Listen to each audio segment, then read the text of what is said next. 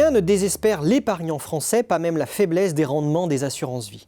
Placement préféré des ménages, les contrats en euros connaissent en effet un véritable afflux de demandes, toujours plébiscités par leur sécurité et leur simplicité.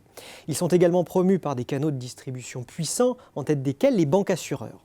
Ainsi, après un bilan 2018 favorable, la collecte brute devrait atteindre un nouveau sommet en 2019. Les encours d'assurance vie, eux, se sont établis à 1 700 milliards d'euros en 2018, en hausse de plus de 3% par an depuis 2011.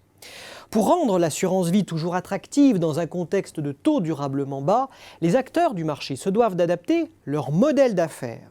Ils sont notamment contraints de rééquilibrer leur portefeuille au profit des contrats en unité de compte où l'épargne est investie sur les marchés actions ou immobiliers. La part des UC dans les encours totaux d'assurance vie ne cesse ainsi d'augmenter, passant de 15% en 2011 à 20% en 2018.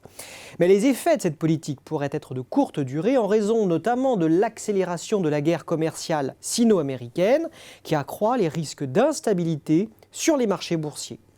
Déjà, en 2018, les contrats en UC ont affiché un rendement négatif en lien direct avec les contre-performances du CAC 40. D'autres axes de développement sont empruntés par les professionnels de l'assurance vie pour garder la confiance des épargnants et sauvegarder leur rentabilité. Facteur d'amélioration de l'offre et de la relation client, le digital constitue aussi un important levier de productivité et de réduction des coûts. Les offensives destinées à digitaliser les solutions d'assurance vie se sont récemment multipliées, comme en témoigne le déblocage d'une enveloppe de 17 millions d'euros par BNP Paribas Cardiff pour numériser ces transactions. Toujours dans le domaine du digital, les producteurs d'assurance vie multiplient les accords commerciaux avec les robo-advisors, nouveaux canaux de distribution à forte valeur ajoutée. Support lancé en 2014, l'euro-croissance vient aussi renforcer l'offre des acteurs en se basant sur des fonds diversifiés, plus risqués que les fonds en euros. Leur rendement sur le moyen terme est théoriquement supérieur aux contrats traditionnels, mais la garantie en capital n'est acquise qu'au terme d'une détention minimale de 8 ans.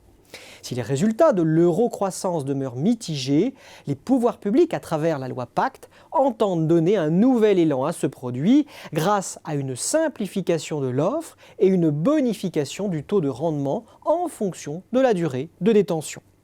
Surtout, les fonds éligibles à l'euro-croissance seront plus nombreux, avec la possibilité de s'ouvrir au capital investissement non coté. Il s'agit, pour les pouvoirs publics, d'orienter une partie de l'épargne des ménages vers le financement des entreprises locales, PME et ETI en tête. Un vieux rêve qui s'est toujours heurté à l'aversion à la perte des Français.